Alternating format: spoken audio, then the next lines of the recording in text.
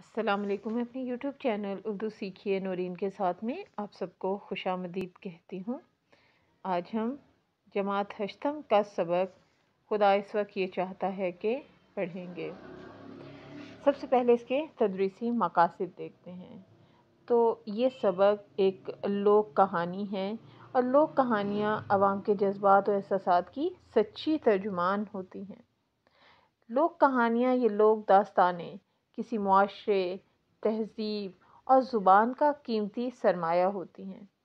ان کہانیوں کے مصنف کا کسی کو عطا پتہ نہیں ہوتا۔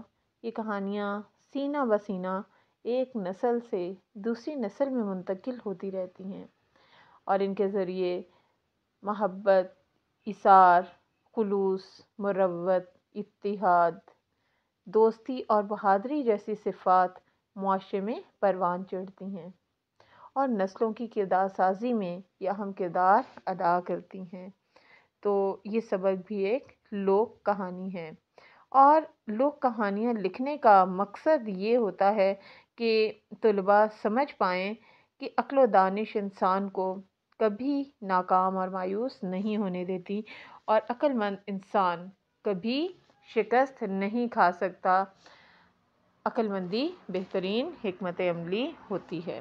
اب ہم اس سبق کے خاص الفاظ دیکھیں گے۔ جمع غفیر بہت زیادہ ہجوم، چوکڑیاں کلانچے مارنا، تیز بھاگنا، ترکش تیر رکھنے کا خول، نیام تلوار رکھنے کا خول، کوس فاصلہ ناپنے کا پیمانہ، باغ رسی، لجاجت عاجزی سے، رگِ ظرافت شوخی سوجھنا، فابہہ کافی ہے، چوبدار چوکیدار یا پہرے دار، تسلیمات سلام و دعا، ناف مرکز، بدستور مسلسل، پیادہ پیدل چلنے والا، آدم زاد آدمی، پروان پرورش، تعاقب پیچھا، تن تنہا اکیلا، ٹھان لینا نیت کر لینا، چلو بھر مٹھی بھر، داب دبدبا روب، دارالسلطنت یعنی صدر مقام،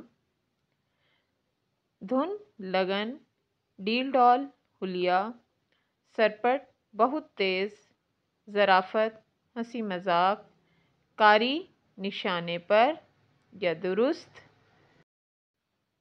کرخت سخت یا کھردرا، کوس فاصلہ ناپنے کا پیمانہ، کجا کہاں، گونجدار روبدار انداز میں، مستعدی ہوشیاری پھلتی، ہیج شکل یا وضع قطع۔ امید کرتی ہوں میری چھوٹی سی کاوش آپ سب کو پسند آئی ہوگی اور اس طرح پڑھا کر ہم بچوں کو بآسانی سبق کے اہم نکات اور معنی یاد کروا سکتے ہیں۔ شکریہ۔ اگر میری یہ کاوش پسند آئی ہو تو اپنی رائے کا اظہار ضرور کیجیے گا اور میرے چینل کو سبسکرائب کیجیے گا۔ شکریہ۔